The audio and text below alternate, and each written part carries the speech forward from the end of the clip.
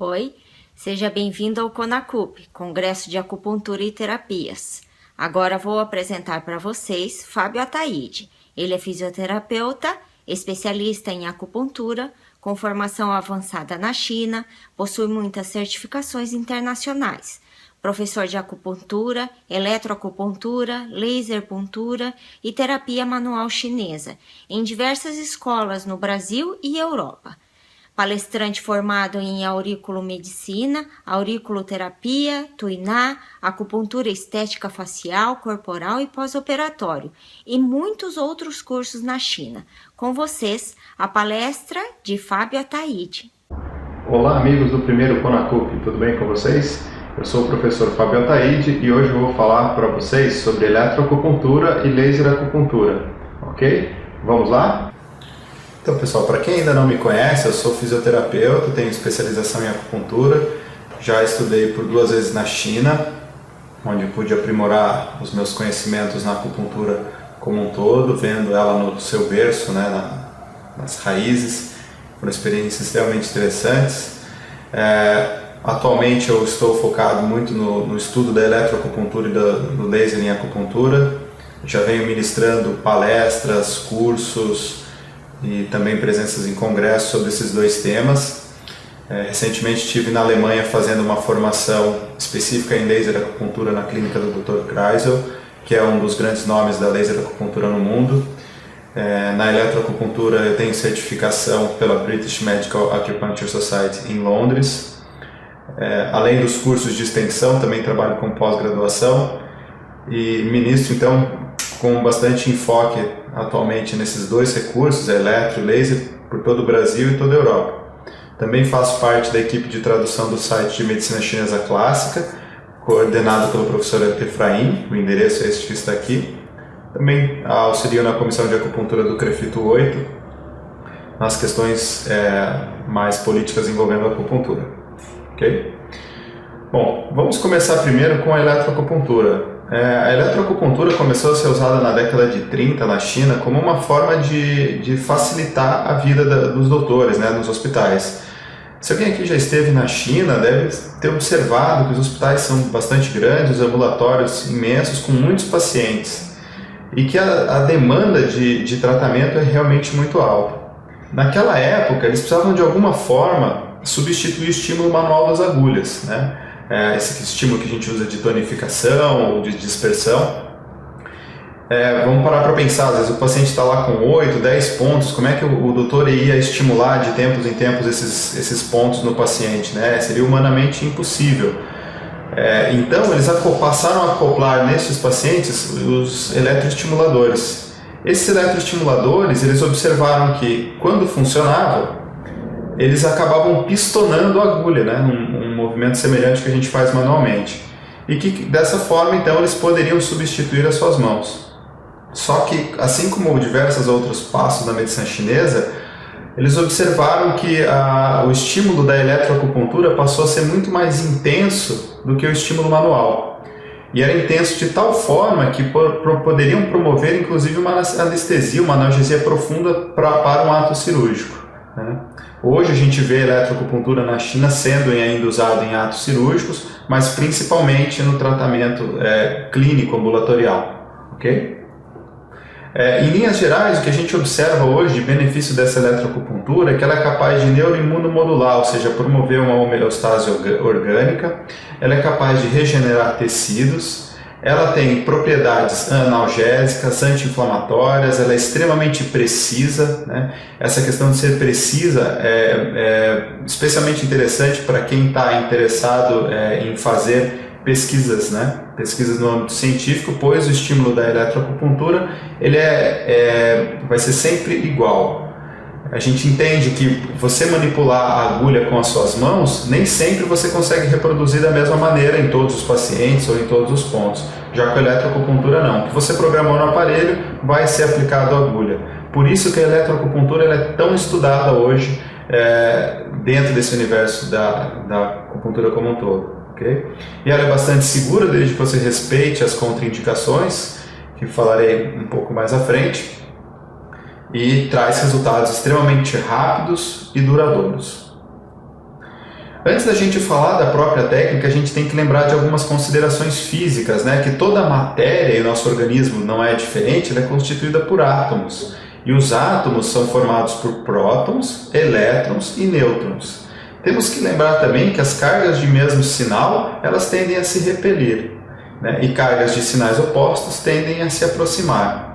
E que esse fluxo ordenado de elétrons num condutor, quando isso submetido a uma diferença de potencial e uma resistência elétrica, a gente vai ter o fluxo, né, a corrente elétrica acontecendo nesse sistema.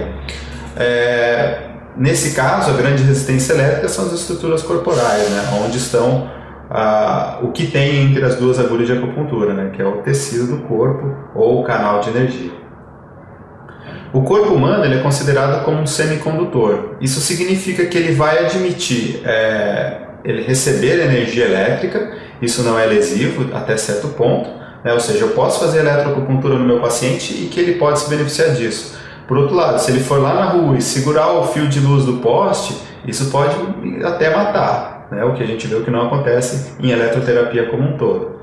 No universo do organismo, dentro desse universo de semicondutor, a gente vai classificar o organismo em estruturas que são pouco condutoras, média ou bons condutores. O osso, gordura, pele mais seca, mais grossa, pelo, unha, não conduzem bem a eletricidade. Enquanto a pele está mais úmida, as estruturas mais hidratadas, que recebem mais circulações, como os tendões, a face, a cartilagem, os músculos, vísceras, né, o líquido intra e extracelular, o tecido neural, todos esses têm uma boa condução elétrica. Então a gente observa que a corrente flui com maior facilidade. A física já nos fala que a corrente sempre procura menor resistência elétrica, né? Ela flui melhor pela menor resistência elétrica. E isso é justificado pela lei de Ohm, né?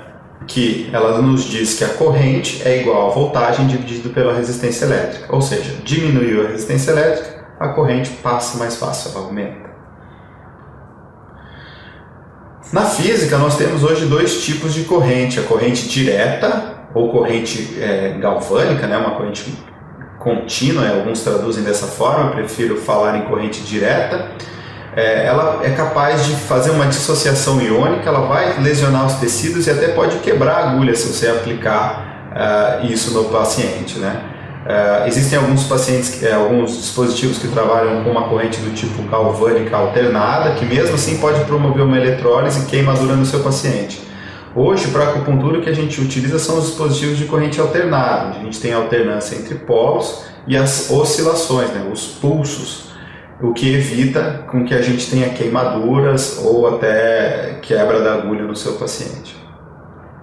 Dentro da eletroterapia, a gente faz uma divisão em 3 níveis didáticos conforme a faixa de frequência. Frequência a gente tem que sempre entender que é pulsos por segundo, no caso aqui da eletroacupuntura, que a métrica são hertz. A gente tem, por exemplo, uma frequência cardíaca, o meu coração bate um número de vezes por minuto, né? Mas aqui na eletroterapia a gente vai falar em pulsos por segundo, então a métrica são os hertz, ok?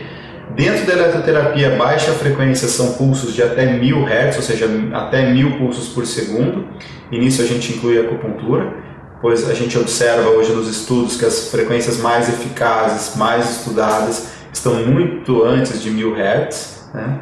Mas ainda assim na eletroterapia a gente tem frequências de 1000 a 300.000 Hz, que são as correntes russa, interferencial, muito comum na parte de estética e fisioterapia.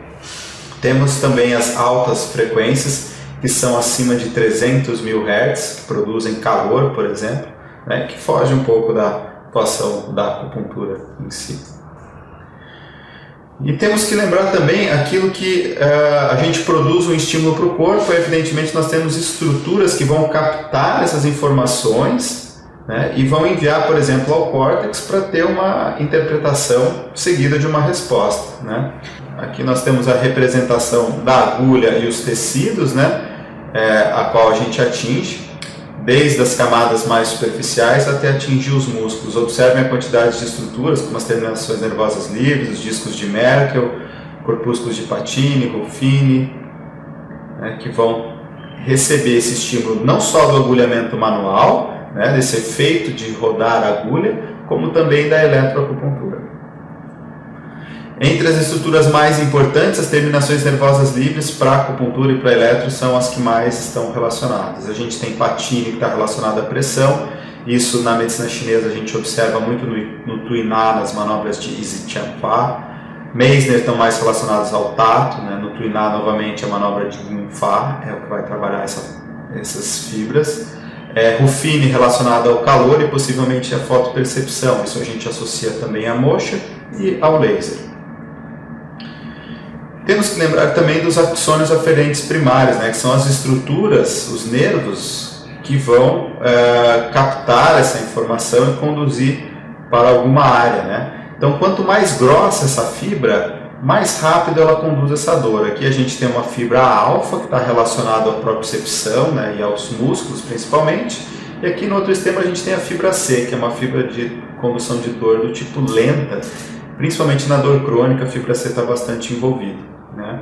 E a eletroacupuntura ela consegue ser bastante seletiva nesse tipo de fibra que ela vai atingir. Para isso a gente tem que conhecer os parâmetros adequados de frequência, largura de pulso, enfim, entre outros parâmetros. Né? Esse foi um parâmetro que mudou muito de alguns anos para cá, onde a eletroacupuntura ela é mais intensa para visar fazer algum trabalho em cima da fibra C, e hoje a gente vem preferindo trabalhar em outro sentido. Ok? Fisiologicamente, quando a gente aplica um estímulo elétrico, e nesse caso o próprio ato de inserir uma agulha já desencadeia uma espécie de estímulo elétrico no local, a gente tem algumas respostas. A primeira resposta é um efeito de vasodilatação. Isso é ocasionado pela inibição de noradrenalina e também liberação local de histamina. É interessante observar que mesmo no agulhamento, sem eletroestímulo, muitas vezes o paciente tem aquele ponto que fica vermelhinho ao redor. Isso é causado pela vasodilatação passiva e pela histamina. A corrente elétrica ela pode gerar uma interação com a membrana celular e permitir a absorção de ativos, por exemplo, ou causar eletrólise, que é a quebra de alguma coisa, né? Pode ser de gordura, como é feito na estética, ou de alguma outra situação. Né?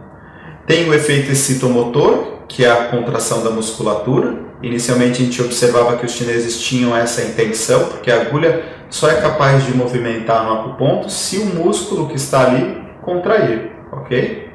E também a gente pode ter bons efeitos analgésicos, que é uma das principais vias de ação da acupuntura, né? Acho que dor é uma das principais questões que a eletroacupuntura trabalha. E como é que se dá essa condução no organismo? Se a gente pegar aqui, né, como nessa figura onde a gente tem a secção de um nervo, observe que ele tem cargas positivas que se alternam dentro e fora. Quando a gente aplica um estímulo elétrico, a gente perturba esse sistema e com isso nós temos desencadeia, por exemplo, um potencial de ação. Então a gente pode ter ou a sensação dessa corrente elétrica ou, por exemplo, uma contração da musculatura. Dentro da acupuntura, a gente tem diversos dispositivos para trabalhar nos pacientes. Antigamente, os aparelhos eram galvânicos, né? Tinha um certo risco de quebrar a agulha no paciente e produzir queimaduras, dependendo da intensidade, do tempo e até da frequência aplicada. Atualmente, a gente usa muitos aparelhos que são similares ao TENS da fisioterapia, da odontologia, né? Que tem um pulso que ele é retangular. Isso, os estudos mostraram que isso gera um estímulo muito mais intenso ao acuponto. Existe uma outra característica sobre a forma com que esse aparelho é concebido. A gente tem hoje aparelhos que são estabilizados em fonte de tensão. É uma forma mais simples de conceber esse aparelho. O único problema é que quando houver uma variação da resistência elétrica, a voltagem do aparelho pode aumentar, e isso às vezes dá um choque muito intenso no paciente. E hoje os aparelhos mais modernos trabalham com a corrente mais constante, onde existe o aparelho compensa eventuais oscilações na corrente e não é tão desconfortável ao paciente. Isso tudo depende muito da resistência elétrica do ponto. E esse fenômeno, às vezes acontece essa variação porque o paciente muitas vezes se movimenta com o eletroestimulador conectado a ele, e essa variação de resistência elétrica às vezes pode ser desconfortável. Então os aparelhos que são de corrente constante são mais precisos, eficazes e também confortáveis para o paciente. Para fazer hoje uma eletroacupuntura de alto nível, a gente tem que se preocupar basicamente com 8 parâmetros, ok? O primeiro deles, né, a potência. Muitos aparelhos de eletroacupuntura possuem 2 potências. Geralmente uma na faixa de 10 mA e outra na faixa de 40 mA. 10 mA a gente vai usar única e exclusivamente para agulhas, ok? Já 40 mA a gente vai usar para eletrodos de superfície. Afinal, se você não está dentro do acuponto, você tem muitas resistências elétricas a vencer. Logo, você precisa de mais potência no teu aparelho, certo? Os aparelhos de eletroacupuntura, geralmente, eles não atingem acima de 80 mA para evitar que ele caia numa faixa de potência que seja perigosa ao paciente, ofereça um risco, por exemplo, de fibrilação ventricular, queimaduras e paradas cardíacas. Atualmente os órgãos de saúde eles estão bem criteriosos em relação a isso, por isso é bem tranquilo, desde que o paciente, por exemplo, não tenha marca-passo, você realizar a eletroacupuntura. Frequência, né? A frequência, como eu já referi para vocês, ela refere pulsos por segundo, no caso da eletroacupuntura, cuja métrica são os hertz. Essa repetição do estímulo no local gera uma inibição ou estimulação, por exemplo, de liberação de neurotransmissores, que a gente pode associar depois a conceitos de tonificação e dispersão da acupuntura energética. Mas os estudos vêm mostrando que quando a gente eletroestimula essas estruturas, a gente obtém uma modulação dessa função, por exemplo, do nervo, que às vezes pode estar conduzindo mais dor do que deveria, então está no fenômeno de facilitação que a gente diz, né, que ele está amplificando a dor. Então o eletroestímulo ele é capaz de modular essa questão relacionada ao nervo. Em linhas gerais, a gente divide novamente a eletroacupuntura em baixa e alta frequência. Isso foi algo que mudou bastante também de uns anos para cá. As frequências baixas estão mais baixas e uma das melhores frequências para trabalhar são as frequências mais baixas dentro de eletroacupuntura, pois até são elas que simulam mais o movimento das mãos, né? De 0,5 a 5 Hz a gente pode classificar. Antigamente a gente ia até limites maiores, alguns autores falavam em até 30 Hz, mas eu prefiro limitar isso a 5 Hz. Se a gente for raciocinar dentro da medicina chinesa, são movimentos mais lentos, logo tendem à tonificação. Do ponto de vista neuroimunoendócrino, ele é capaz de liberar as encefalinas, a leucina encefalina e metionina encefalina, que vão promover, por exemplo, uma analgesia de baixa intensidade e longa duração. Essas encefalinas elas vão se ligar aos receptores mu e delta que estão presentes no cérebro, na medula espinhal e também no sistema digestivo. E de fato hoje a frequência mais estudada, principalmente pelo Dr. Ji Shen Han. As frequências lá na faixa de 2 Hz são as mais utilizadas. As frequências de 80 a 100 Hz, se a gente parar para pensar, né, girar 80 a 100 vezes por segundo uma agulha, primeiro que é algo que é bastante difícil, ou talvez até impossível de girar a agulha de uma maneira tão rápida. Mas dentro desse contexto, a gente pode associar isso a um estímulo de sedação ou de dispersão. Os estudos mostraram que essa alta frequência de 80 a 100 Hz ela é capaz de produzir as dinorfinas do tipo A e B, ou 1 e 2, que vão se ligar aos receptores kappa. Eles promovem uma analgesia mais intensa, porém ela dura pouco. Essa atuação ela gera uma atividade no hipotálamo, no estrato cinzento periaquedutal, na substância gelatinosa da medula e neurônios relacionados à dor. Existem algumas classificações didáticas dizendo que uma onda ela pode ser do tipo densa ou dispersa. Densa significa que essa frequência é maior que 30 ou 50 Hz, dependendo do autor, e dispersa que ela é menor que 30 ou 50 Hz. Agora, nós temos que entender também que o aparelho pode emitir essas frequências de diversas formas ao paciente. Ela pode ser contínua, em burst ou em rajadas, né, pulsos intervalados, ou então mista, que é a associação de uma ou duas frequências. No parâmetro contínuo, como vocês podem observar aqui no gráfico, não há intervalo. Então a gente tem esses pulsos ao longo do tempo, ok? Então se você programou lá 2 Hz por 30 minutos, o aparelho vai emitir 2 pulsos por segundo durante 30 minutos. Evidentemente que estímulos mais longos, eles tendem a fazer uma dispersão, uma sedação da agulha, do acuponto. E com isso a gente pode raciocinar já num critério de sedação ou dispersão. Nós temos o padrão de burst ou trens de pulso, né, que são as rajadas, onde a gente tem novamente somente uma frequência, porém nós vamos ter um tempo de repouso. Eu tenho estímulo, tempo de estímulo, seguido de um tempo de repouso. Volta o tempo de estímulo, tempo de repouso, isso ao longo da terapia. Ou seja, aqui você vai programar, por exemplo, 5 Hz por 3 segundos, com 3 segundos de repouso. Volta 5 Hz, por mais o tempo que você estabeleceu, e o repouso. E assim o aparelho vai alternando estímulo e repouso ao longo do tempo total da terapia. Nós observamos que estímulos mais intervalados tendem a fazer uma tonificação. É lógico que esse não é o único critério para realizar uma tonificação na eletroacupuntura. Nós temos a forma mista, onde nós temos duas frequências. No caso, eu posso utilizar uma frequência baixa alternada com uma frequência alta, e aí isso se dá, por exemplo, o padrão de denso dispersa, bastante conhecido. Então, se eu associo uma frequência baixa alternada com uma frequência alta, em tese eu tenho então um estímulo mais harmônico, ok? Essa frequência mista, que é uma das frequências dos pulsos mistos, são os mais estudados hoje pela ciência. Então, se eu associo lá uma frequência maior que 30 com uma menor que 30, a gente vai observar então que gera uma corrente do tipo denso dispersa. Então, como eu falei para vocês, se eu misturo duas frequências, né, uma baixa com uma alta, a gente vai ter a possibilidade de liberar os dois neurotransmissores. Aqui nessa onda, que é 2 Hz, ela vai liberar então as encefalinas. Vejam, 3 segundos de estímulo de 2 Hz tem liberação de encefalina com uma certa latência.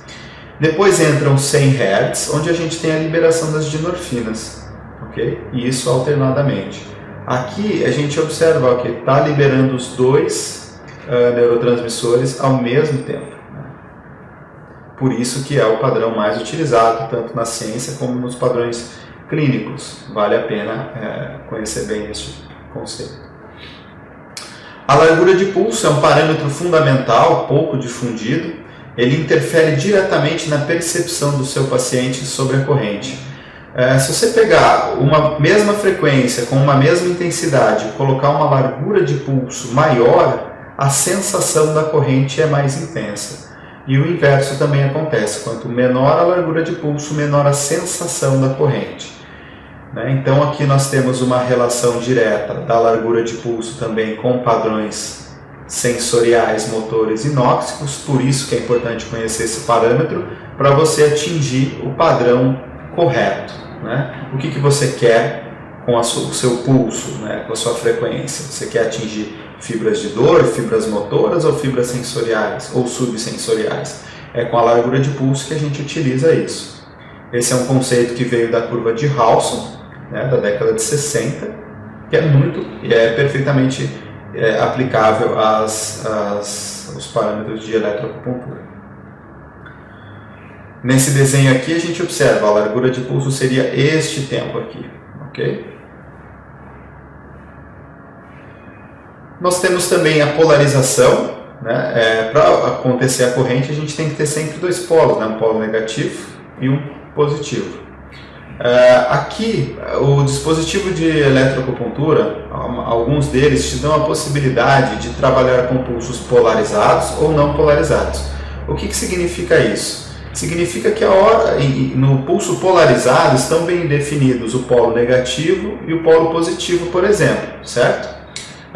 Aqui, no caso do pulso não polarizado, o aparelho vai inverter o polo de tempos em tempos. Ou seja, o cabo que é, por exemplo, o preto, que é negativo, de um tempo e outro ele vai se tornar positivo. E o cabo vermelho, que é o positivo, de vez em quando vai se tornar negativo. Para trabalhos diretos nos pontos de acupuntura, a melhor forma é o padrão não polarizado. Okay? O forma polarizada ele auxilia muito mais a gente trabalhar no fluxo dos canais de energia. Já o não polarizado, a gente vai ter um reforço à função do ponto. O cabo de cor preta, ou a ponta de cor preta, ele é o polo ativo ou negativo. Alguns autores chamam como cátodo. Nós temos a cor vermelha, né, ou a ponta vermelha do seu cabo, que vai ser o polo passivo, né, ou ânodo. Eu prefiro chamar como polo negativo e positivo, fica mais fácil para que vocês compreendam. O formato da onda, nós temos as ondas, diversas formas de produzir ondas em eletroterapia, né? Mas para a acupuntura o que interessa é essa forma, que é a retangular. Okay? Neste caso aqui o aparelho ainda possui uma exponencial invertida. Existem outras formas, como as ondas senoidais, muito comuns, por exemplo, no Haihuá, ou as ondas trapezoidais, espiculadas, enfim, mas hoje a maioria dos aparelhos de eletroacupuntura vão trabalhar com as ondas retangulares. A intensidade da estimulação também é um tipo de questão a ser observada com bastante critério para fazer uma eletroacupuntura com alto efeito e mínimo desconforto no seu paciente. É importante que o eletroestímulo nunca seja doloroso, ele tem que ser confortável no limite entre a dor e a percepção desse estímulo, mas nunca deverá ser um estímulo doloroso. Senão, com certeza, por exemplo, se você estiver tratando uma temática de dor, o paciente poderá piorar. O tempo de aplicação a gente vai associar também ao raciocínio da medicina tradicional chinesa de tonificação e dispersão. Sabemos que manter a agulha por menos tempo num ponto de acupuntura tende a fazer uma tonificação e que manter a agulha por mais tempo no ponto de acupuntura tende a fazer uma sedação ou dispersão. Tempos de até 15 minutos a gente observa que promovem mais tonificação, de 20 a 30 estão fazendo uma sedação. Do ponto de vista da acupuntura moderna, alguns opioides são tempo dependentes. Geralmente na faixa de 20 minutos é o tempo mínimo para uma eletroestimulação gerar a liberação desses neurotransmissores de uma maneira bastante eficaz. Okay? E quando a gente não deve utilizar a eletroacupuntura, né? Jamais devemos usar em pacientes com marca-passo ou ressincronizadores cardíacos, qualquer implante ou dispositivo que controle a função cardíaca não deve ser utilizado. Em regiões próximas a próteses metálicas. Nas gestantes isso passa a ser relativa, depende muito de como é que está a gestação, você não vai realizar a eletroacupuntura principalmente na parede abdominal, né? Prefira pontos à distância e respeitar também aquelas contraindicações de pontos, isso é importante também. A insegurança do paciente ou a sua própria insegurança, né? Por isso que eu recomendo que as pessoas estudem bastante eletroacupuntura, sintam a corrente para poder saber explicar isso ao paciente. Senão o paciente também se assusta com o fato de estar recebendo agulhas com um estímulo elétrico. Nesse sentido, vale a pena a gente reforçar como explicar isso ao paciente. Cuidar para não assustar ele, né? Falar, você vai sentir um choque. Choque remete à lesão, à morte. Né? Então vamos preferir termos mais amigáveis, como vibração ou batidinhas, né, que são sensações muito comuns referidas aqui em consultório. É importante verificar a potência e controlar o aumento da intensidade de uma maneira bastante gradual no seu paciente, para que ele não leve sustos, né, e que isso não seja desconfortável. Quando estiver utilizando as ondas mistas ou as densos dispersas, cuide para não aumentar a intensidade do aparelho quando estiver passando a frequência mais baixa. Alguns aparelhos hoje oferecem a possibilidade de ter LEDs que mostram qual que é o pulso que está passando. Prefira sempre na frequência mais alta, porque a frequência mais alta é a que o paciente menos tolera, ou seja, temos que regular o aparelho conforme esta frequência. Em termos de tratamento, então, como é que podemos raciocinar, né? Isso é uma forma que eu trago para vocês, para que vocês já possam utilizar a eletroacupuntura nas rotinas de consultório. Existem inúmeras possibilidades diante disso, essa é apenas uma, né? A forma mais tradicional, utilizada ainda na China, ok? Que seria a ideia de substituir as suas mãos pelo eletroestimulador, ok? Ou seja, se eu quero promover uma dispersão, uma sedação, a gente tem que pensar sempre em maiores frequências, pulsos maiores, maior tempo e intensidade, sempre no limite tolerável pelo paciente. A gente pode pensar em, por exemplo, frequências acima de 50 Hz, pulsos mais largos do que 500 microsegundos, por exemplo, e tempos acima de 25 minutos. A intensidade será sempre no limiar do paciente de tolerância, nunca deverá atingir a dor, nunca deve doer. Já para a tonificação, o parâmetro é inverso, frequências mais curtas, larguras de pulsos menores, menor tempo e menor intensidade. Então, de exemplo, a gente usa frequências menores que 10 Hz, pulsos menores que 500 microsegundos e o tempo menor de 20 minutos. Já a intensidade, que é o quanto que você aumenta o aparelho, vai ser no limiar de percepção. O paciente sentiu a corrente, ali você mantém. Okay? Já para fazer a harmonização, e esse que eu observo na China, que é um dos padrões mais comuns de uso, é a frequência, por exemplo, de 1 Hz, que é um padrão de tonificação. Okay? Largura de pulso de 500, acima de 500 microsegundos, que é um padrão de sedação. Tempo de até 20 minutos, que é um padrão de tonificação. Contração visível geralmente cai num padrão de sedação, ou seja, a gente tem parâmetros de tonificação e sedação que se alternam aqui, né? Com isso a gente obtém um estímulo mais harmônico, mais neutro, nem tonifica nem seda, ou seja, a gente está obtendo mais a função do ponto de acupuntura. Certo? Agora, pessoal, vou falar para vocês sobre a acupuntura com laser. Essa aqui é uma técnica bem mais recente que a eletroacupuntura. Laser, na verdade, significa amplificação de luz por emissão estimulada da radiação, ou seja, laser, na verdade, é uma sigla. Esse princípio da emissão estimulada foi desenvolvido por Einstein em 1917. Na década de 50, Charles Townes desenvolveu os primeiros conceitos de laser e maser. Charles Townes, que faleceu em fevereiro deste ano de 2015. Depois Myman desenvolveu um dispositivo de laser a rubi, onde começou a ser utilizado como um laser cirúrgico, um laser de alta potência, para cirurgias oftalmológicas. Okay? Em 64, o professor Charles Townes ganhou um prêmio Nobel, e é importante observar que a gente, de 64 até aqui, a gente tem mais de 10 prêmios Nobel, todos associados a laser, o laser usado tanto na saúde como na indústria. Na década de 60, Sinclair e No adaptaram esse laser ao que a gente chama de prática terapêutica, que na saúde nós temos basicamente dois tipos de laser. Um laser que é chamado de alta potência, ou seja, ele é destrutivo, ou um laser cirúrgico. Esse tipo de laser de alta potência também está envolvido na indústria, no corte de chapas metálicas, corte de tecido, por exemplo, onde a potência do aparelho vai de 2 a 50 watts. Eles são capazes de elevar temperaturas acima de 45 graus. Dentro das classificações de risco, esse tipo de dispositivo pertence a uma classe 4. Okay? Dispositivo classe 4 refere então que a gente tem risco de queimaduras. Já o laser de baixa potência ou de bioestimulação, ele pertence à categoria 3B na maioria das vezes. Okay?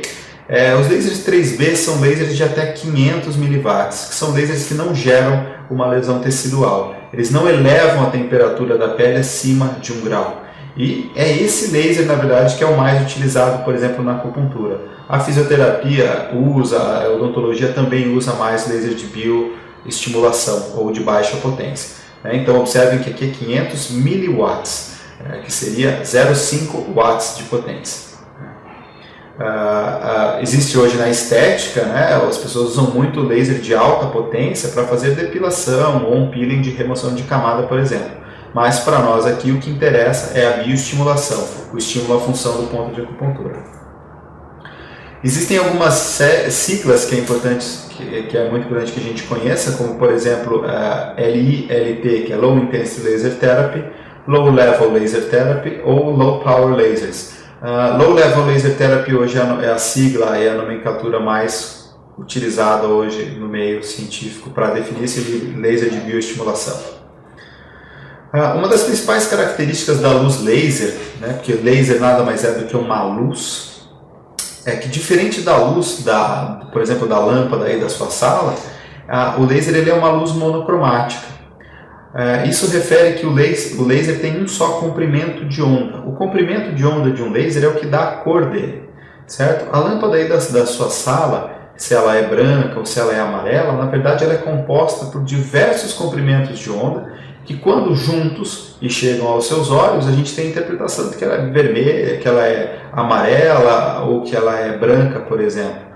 Já o laser não, ele é perfeitamente definido a cor dele. Ele é só azul, ele é só verde, ou ele é só amarelo, é só vermelho ou infravermelho, por exemplo. Isso é uma das principais características do laser. Então a gente observa aqui nesse desenho, se a gente passa uma luz branca por um prisma, ela se decompõe, como num arco-íris, em diversas cores.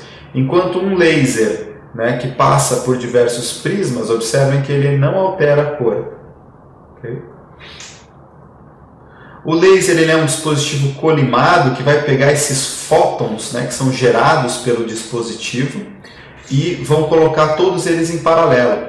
Com isso, por isso que a gente vê nessas canetinhas laser, que isso forma um ponto, ou seja, ela não se espalha. Com isso a gente concentra a energia desses fótons, que a gente vê que os fótons são essas partículas de luz, elas contêm energia, elas contêm informação, elas vão se concentrar num ponto, ok? O que para o acupunturista é fundamental.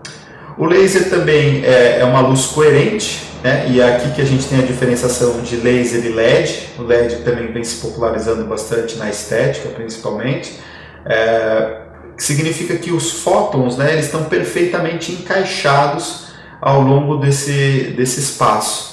Ou seja, eles estão numa onda que não se desencaixa, o que não acontece de um LED, por exemplo, ou até mesmo da lâmpada aí da sua sala. Por isso que o laser, então, ele é capaz de depositar uma grande quantidade de energia num único local de uma maneira bastante precisa também. Então, a gente tem o comprimento de onda, dessa onda do laser, que é o que nos dá a cor do laser, certo? Então, a gente tem, por exemplo, aqui o espectro visível ao olho humano, que vai do violeta ao vermelho. Então, nessa faixa, por exemplo, de 630, 650 até 750 nanômetros, que é essa nomenclatura, a gente tem, por exemplo, um laser de cor vermelha. Acima de 750 nanômetros, nós temos uma luz que é infravermelho, não visível ao olho humano. Okay? O comprimento de onda, além da cor do laser, ele nos fala também um pouco sobre a penetração do laser.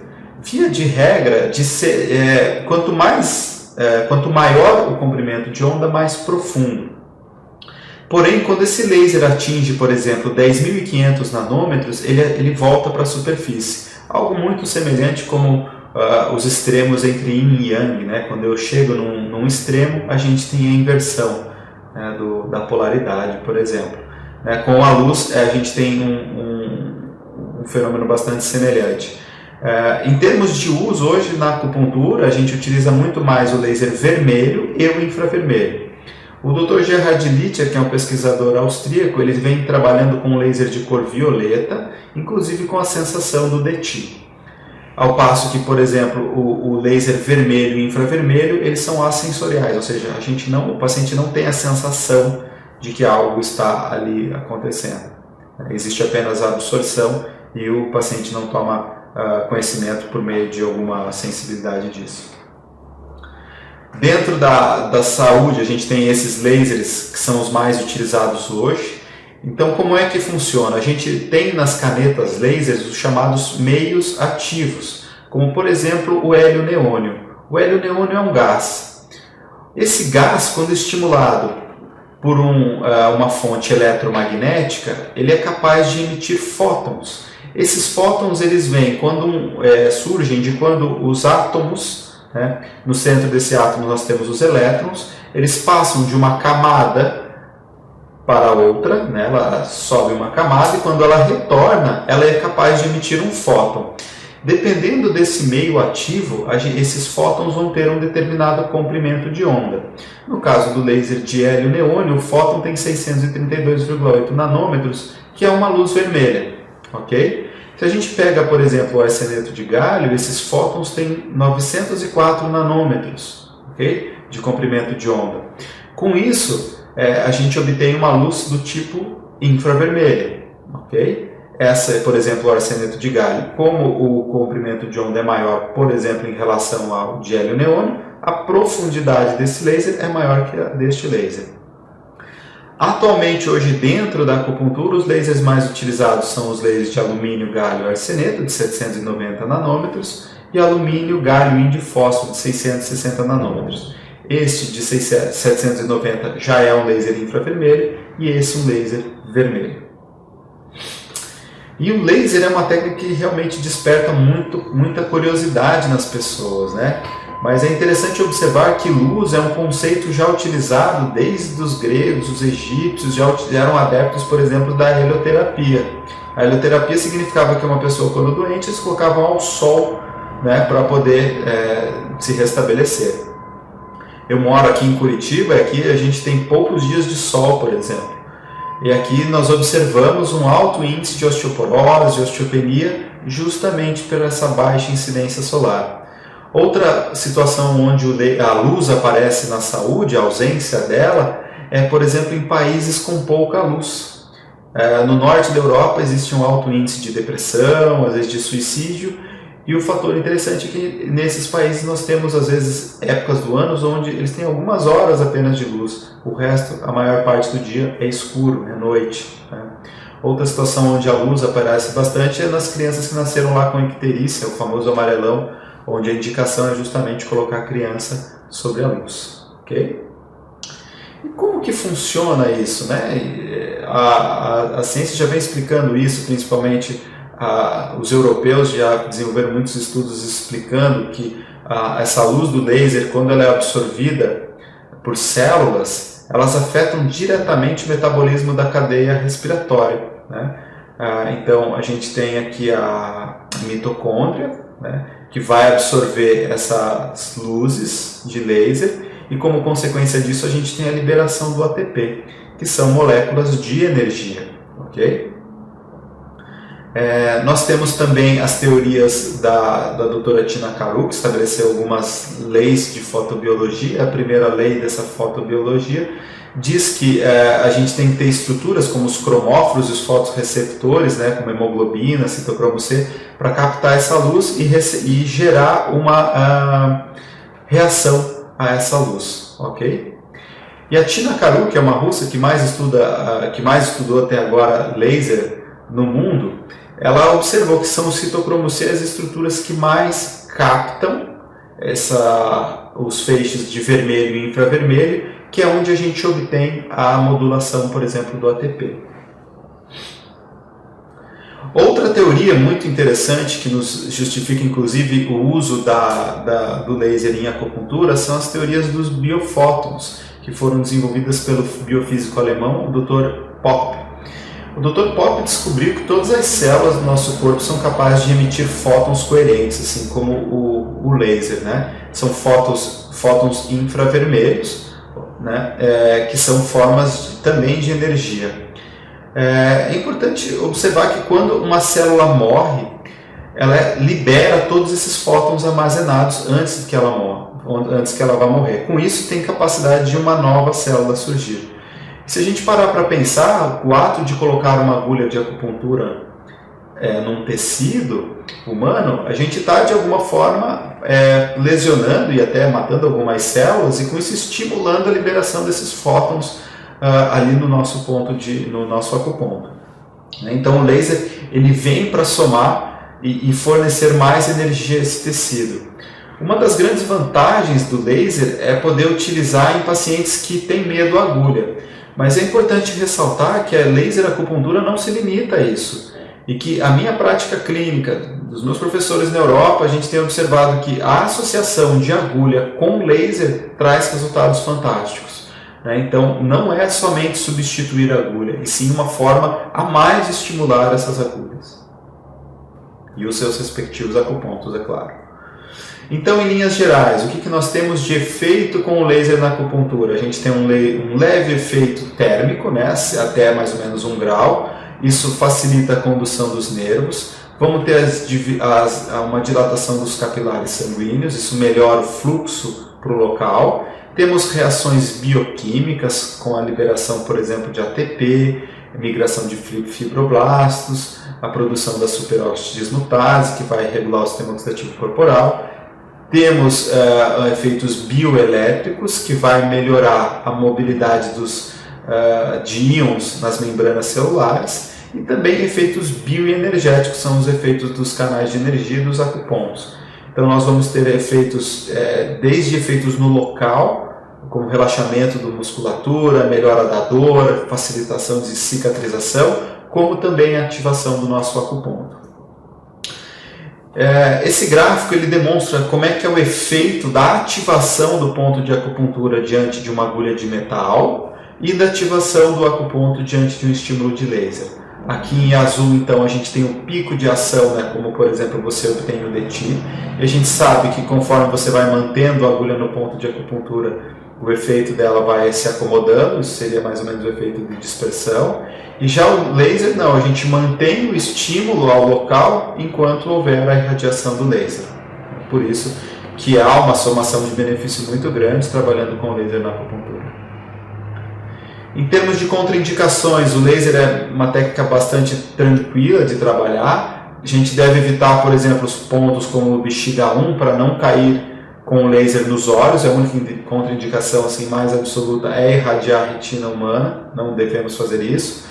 Pacientes que têm histórico de fotossensibilidade, sobre glândulas devemos evitar ou não fazer. Pacientes que estão usando medicamentos fotossensíveis como a tetraciclina, que é um antibiótico, o Ralcutan, que é a base de tretoinina, isotretoinina. A gente não sabe qual é a reação do organismo diante dessas situações, e o mesmo vale para alguns quimioterápicos. Eu prefiro não utilizar como uma forma de segurança. Na região de câncer de pele também não há uma recomendação, alguns autores também referem glaucoma. E na gravidez não deve ser feito na região abdominal, em outras regiões você pode fazer sem nenhum problema. O que nós temos de parâmetro, então, para utilizar o laser na acupuntura? Primeiro, conhecer o comprimento de onda, né? Como eu disse para vocês, que é a cor do laser. Então, o mais interessante é utilizar o laser de cor vermelha ou infravermelha. O laser do tipo vermelho a gente vai usar em temáticas mais superficiais, pode ser usado na auriculoterapia ou em pessoas mais com estrutura menor, ok? Pode ser utilizado. E o laser infravermelho quando você quiser uma aplicação de forma mais profunda.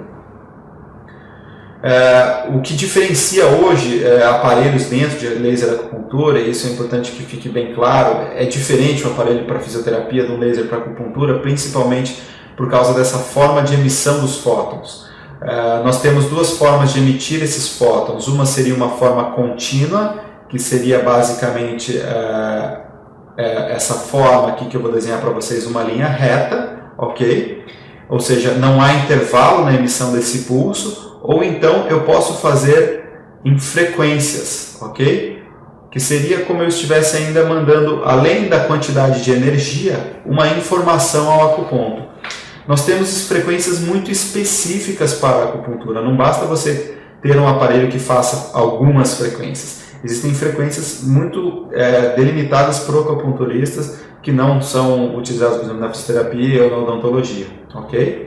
Mas você pode utilizar o padrão contínuo em laser, é possível, foi uma das primeiras formas que foram utilizadas, mas utilizar as frequências hoje a gente observa que é uma forma muito mais lapidada e os resultados são superiores, mais rápidos, mais duradouros e muito mais eficazes também. De frequências mais comuns hoje nós temos as frequências do Paul Nogier, que foi o primeiro a utilizar essas fontes luminosas nos acupontos, e ele delimitou o corpo em estruturas e atribuiu frequências para essas estruturas. E também efeitos, né? Tem frequência para distúrbios de movimento, frequências psíquicas, frequências para tratar problemas nutritivos, digestivos ou de degenerações, e tudo isso por uma frequência muito específica. O Dr. Frank Barr, que foi parceiro de Paul Nogier por muitos anos, né? O Dr. Paul Nogier já não é mais vivo, o filho dele, Rafael, ainda está vivo e atuante. O Dr. Frank Barr é alemão e desenvolveu uma variante alemã de auriculoterapia, e ele também delimitou o corpo em algumas estruturas, efeitos, em patologias, que também são muito interessantes no uso na acupuntura. Nós temos hoje frequências mais modernas do austríaco Manfred Heiniger, que ele viu frequências dos órgãos, dos canais, né, dos acupontos, também delimitou algumas estruturas corporais que são relacionadas a frequências, a patologias e a outras. Ele vem explorando ainda mais essa terapia frequencial, ou terapia por ressonância, que é realmente um trabalho muito bonito que vem sendo feito com acupuntura laser. A potência do aparelho também é um quesito extremamente importante. A potência ela vai te dar o tempo de aplicação, pois nós temos que aplicar essa quantidade de energia em uma área, por exemplo, né? Então, a potência do aparelho, que é dada, essa fórmula é dada em watts, é igual a energia em joules, dividido sobre o tempo em segundos, né? Joules é uma métrica de energia. Próxima vez que você for ao supermercado e pegar um produto, observe que lá vai ter nas calorias, né? Você vai comprar uma barrinha de cereal que tem lá 120 calorias, ou uma determinada equivalência em quilojoules, ou seja, trabalhar com laser em acupuntura é de fato dar energia ao acuponto, ok? Quanto mais potente o seu laser, mais rápida será a aplicação. Porém, nós temos um teto operacional para isso. Não adianta ter um laser muito potente para acupuntura, pois não há assimilação. Os estudos mostraram que a gente precisa de pelo menos 20 segundos de estímulo diante de uma estrutura para ter algum efeito, ok? Então não adianta ter um laser muito potente lá de 500 mW, por exemplo, que isso não há um bom aproveitamento dessas estruturas. Recomendo um laser de até, por exemplo, os 200 mW, quando feito no formato de caneta, ok? Quando a gente trabalha com um laser pulsado, né, ou um laser frequencial, o aparelho leva o dobro do tempo para entregar uma mesma energia. Então, se você programou lá 4 joules no aparelho e ele precisa de 1 minuto para fazer essa aplicação, no modo contínuo, no modo pulsado, por exemplo, ele vai precisar de 2 minutos, ou seja, o dobro do tempo, ok? Por isso até que vale a pena ter um aparelho de uma potência um pouco maior, mas não tão grande, é óbvio, para ter essa aplicação de uma maneira mais ágil, principalmente nesse sistema de canetas, que é o mais popular aqui no Brasil. O sistema de dose, que refere então, como eu falei para vocês, a quantidade de energia aplicada no acuponto. Aqui a gente tem algumas diferenças entre a forma de falar essa dosimetria. A gente pode falar isso em joules ou joules por centímetro quadrado. Basicamente significa que joules é o quanto de energia que o aparelho produziu. Joules por centímetro quadrado refere a quantidade de energia aplicada em uma determinada área, né? Ou seja, se eu aplico uma quantidade de energia num tecido, essa energia ela saiu pelo spot do aparelho, pelo bocal do aparelho, que ele tem uma área, né? E essa área de aplicação, então a gente vai fazer a relação com joules por centímetro quadrado.